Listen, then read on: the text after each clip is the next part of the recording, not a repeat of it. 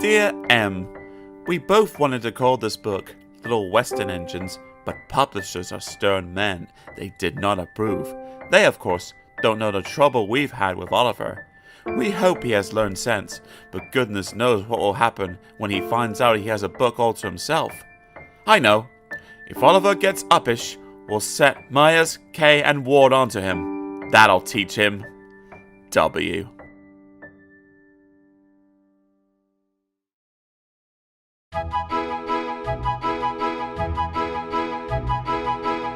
The Railway Series.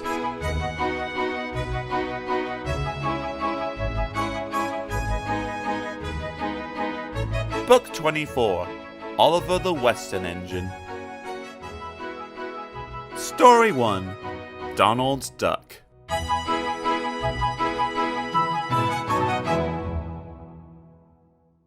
The Fat Controller has reopened a branch line. It runs along the coast by sandy beaches and seaside towns so it meets the small railway at a port to which big ships come. As Duck has made friends with the small railway engines, the Fat Controller asked him to take charge. "Your work in the yard has been good," he said kindly. "Would you like to have this branch line for your own?" "Yes, please, sir," said Duck. "Very well," said the Fat Controller. "I hope you will work hard and be a credit to me." Duck is very proud of his branch line, and he works very hard. His two coaches, Alice and Maribel, are painted in Great Western colours. They take passengers to the small railway. Duck also has some trucks in which he hauls away the ballast that the small engines bring down from their valley.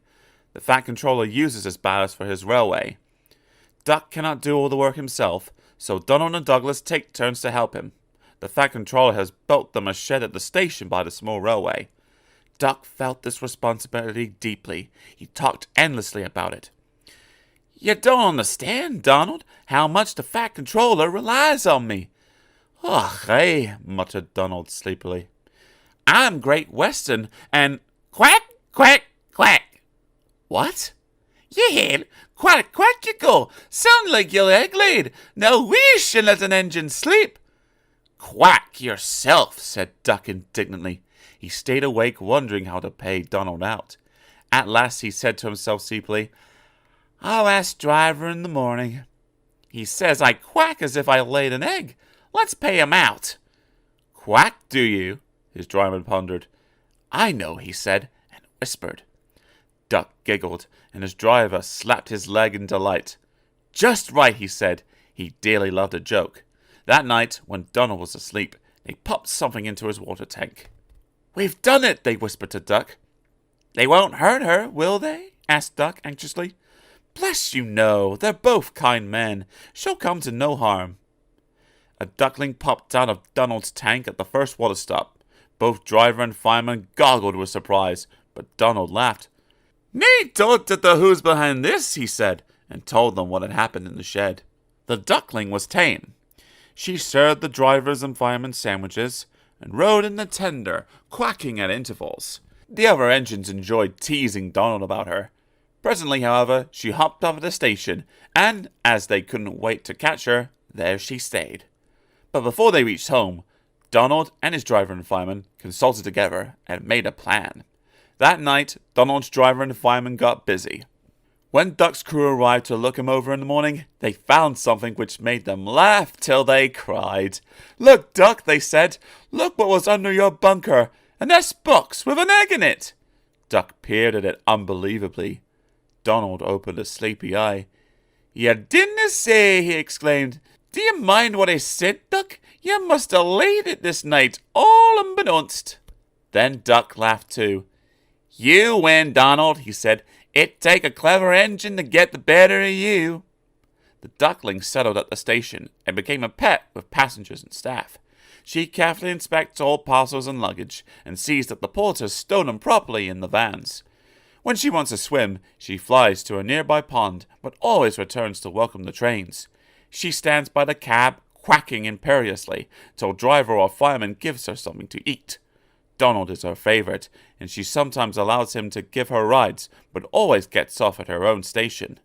The station master calls her Dilly, but to everyone else, she is always Donald's duck.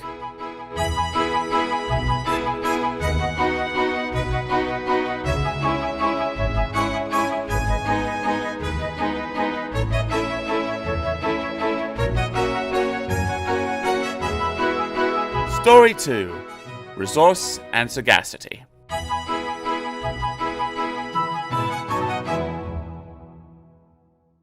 Oliver is a great Western tank engine. The other railway wanted to scrap him, so he ran away. Isabel, his faithful coach, came too, and so did Toad, a brake van. At the last moment, they were nearly caught, but Douglas saved them. The Fat Controller was pleased, and said that when Oliver was mended, he could help Duck with his branch line. "We'll give you great Western colours, like Duck," he said kindly. "That will help you to forget your troubles." "Oh, thank you, sir," said Oliver happily. Duck's branch starts from the big station. When Oliver started work, he often met other engines there. They all wanted to know about his adventures. "Amazing," Henry would remark. "Oliver," said James, "has resource." "And sagacity," put in Gordon. "He is an example to us all." "You're too kind," giggled Oliver modestly. But he was only a tank engine after all. No big engine had ever said admiring things to him before. I'm sorry to say that it made him puffed up in the smoke box. The Fat Controller rescued another coach, called Dulcie. She trundled along with Isabel.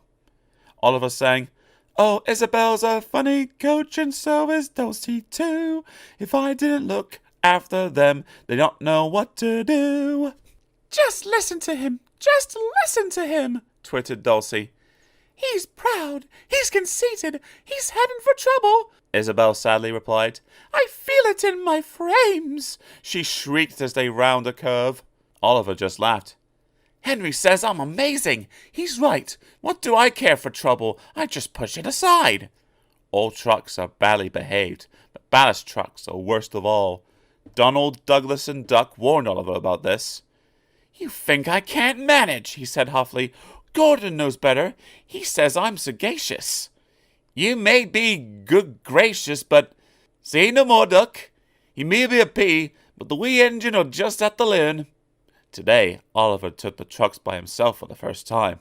He pulled the loaded ones to a siding and pushed empties to the chute. Then he came back full of confidence to take the loaded wagons away. The loaded trucks were comfortable and didn't want to move. They had just realized, too, that they had a different engine.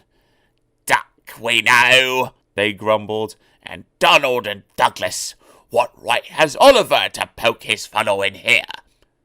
"Look sharp," puffed Oliver. "Smartly there." "That's not the way to speak. Pay him out." The trucks moved off easily, and Oliver thought he had them in control. "Trucks," he told himself proudly. "Don't play tricks on me. I'll arrange them on the middle road and start away as soon as Duck arrives. I can't understand why he says they're so troublesome." They reached the station throat. Oliver's brakes came on with a groan, but brakes were useless against loaded, surging trucks. They pushed forward, yelling, "On! On! On!" Oliver fought hard, but still they forced him on and on and on. Their efforts slackened at last. "I'm winning," he gasped. "If only—" But it was too late. One moment, his rear wheels were on the rails. The next, they had none, and he was bunkered down in the turntable well, with a deluge of ballast all around him. When Duck arrived, he was stopped outside the station and flagged to the platform. He surveyed the wreckage. "Hello, Oliver," he remarked. "Are you being a good, gracious engine? Beg pardon, of course, but we don't really like that sort of surprise. Donald and Douglas will miss their turntable." Later that day, Donald and Douglas spoke pungently in Scots, and the Fat Controller spoke pointedly in English. All three left Oliver in no doubt at all that so far from being sagacious, he was a very silly engine.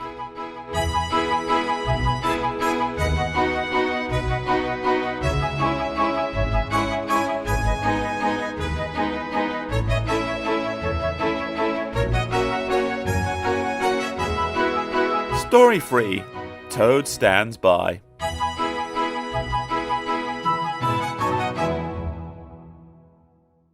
When Oliver came home again, the trucks sang rude songs. They were led by Scruffy, a private owner wagon.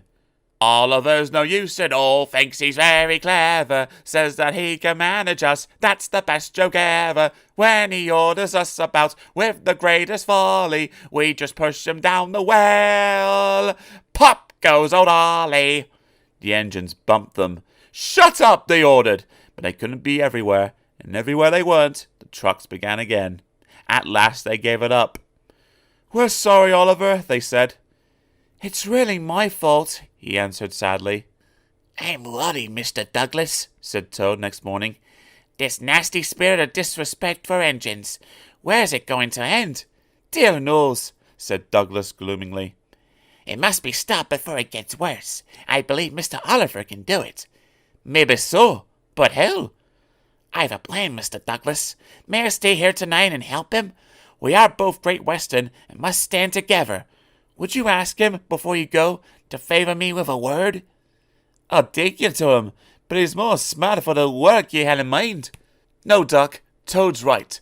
This trouble's my fault, and I must put it right. I meant no disrespect, you understand. Of course not, Toad. Anyway, driver says the same, and he's arranged it with station master. Very well, Oliver, but I must hurry. My passengers will be waiting. Don't forget Stepney's tip about sand. Lay it on the rails as you back down, and roll it firm with your wheels. You get a splendid grip that way. Good luck. We three will be there to cheer you on while you give those trucks a lesson. So long, smiled Oliver bravely, but he felt dreadfully nervous inside. I expect, Mr. Oliver, you'll want me on the middle road as a stop block like? Yes, please. Oliver marshaled the worst trucks 2 by 2 in front of Toad. This way, Mr. Oliver takes longer, but they can't give trouble, and if you leave that Scruffy till last, you'll have him behind you. Then you can bump him if he starts his nonsense. Duck arrived to find them ready and waiting. 3 cheers for Oliver and Toad, he called. Alice and Maribel responded with a will, and so, wonderingly, did the passengers. Old back, whispered Scruffy. The trucks giggled as they passed the word. Oliver dug his wheels into the sand and gave a mighty heave. Urgh! Groaned Scruffy. His couplings tightened. He was stretched between Oliver and the trucks. I don't like this. Go it, yelled Duck. Well done, boy, well done. Ow! Ow! Wailed Scruffy, but no one bothered about him. Oh! Oh! I'm breaking apart! There came a rending, splitting crash. Oliver shot forward suddenly. Scruffy's front end bumped behind his bunker, while Scruffy's load spread itself over the track. Well, Oliver, so you don't know your own strength, is that it?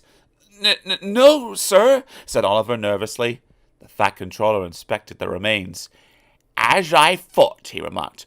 Rotten wood, rusty frames, unserviceable before it came. He winked at Oliver and whispered, Don't tell the trucks that. Bad for discipline. He strode away, chuckling. Nowadays, Oliver only takes trucks when the other engines are busy, but they always behave well. Take care with Mr. Oliver, they warn each other. He's strong, he is. You play tricks on him, and he'll likely pull you in half.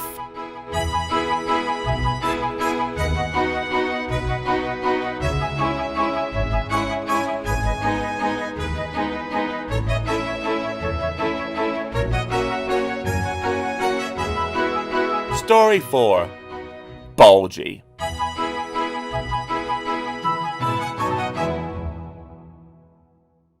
It was bank holiday morning.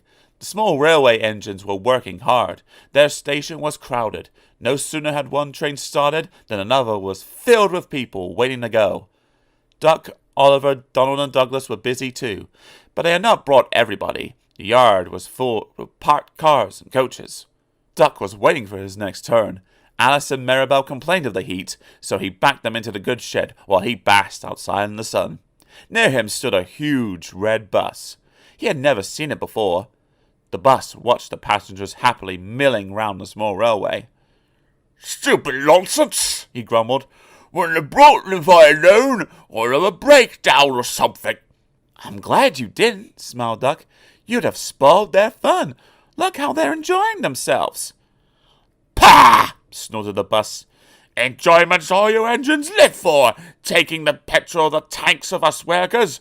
Come the revolution," he went on fiercely. "Railways will be ripped up. Cars and coaches will trample their remains." "Free the roads," he growled. "Free the roads from railway tyranny." At the passing station, Duck told Oliver about the bus. "I call him Bulgy," he chuckled. "He's painted bright red and shouts 'Down with railways.'" But next time they met, Oliver didn't laugh.